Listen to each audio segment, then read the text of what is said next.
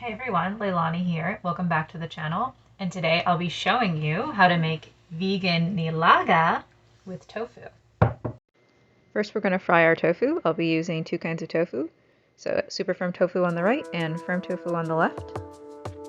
We'll drain our tofu and then cut it into 1/2-inch slices.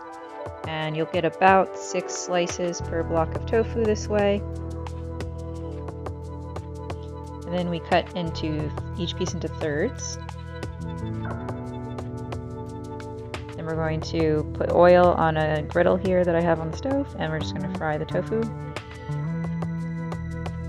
I like to fry it in large batches with this huge griddle, and you're just going to fry on all sides, and once it looks nice and golden brown, you can take it off of the griddle. Here's what the final tofu looks like with the super firm on the left and the firm on the right. Now we'll move to the next step of the nilaga. So we're going to cut our cabbage into bite-sized pieces. Here I'm just separating the pieces out so that we can cook more evenly. We'll take our onion, we'll peel it, and then cut it into bite-sized slices. With the garlic, we will crush the garlic to make it easier to peel, and then just roughly chop the garlic. For the potatoes, we will cut them into 1/8, so I'll cut each piece in half, each potato in half, and then cut each half into quarters. And then put that in water so that it can sit for a while without discoloring. And then we're going to use green beans. I happen to have frozen green beans, but you can use fresh, and I'll just be putting that directly in the soup. We'll add oil, and we'll add our onions, and we'll saute them until they're soft and semi-translucent. Then we'll add our garlic, and we'll saute the garlic until fragrant. Now we'll add the cabbage. I'm adding as much cabbage as possible while still leaving room for the other vegetables. I ended up using about 3/4 of this cabbage here.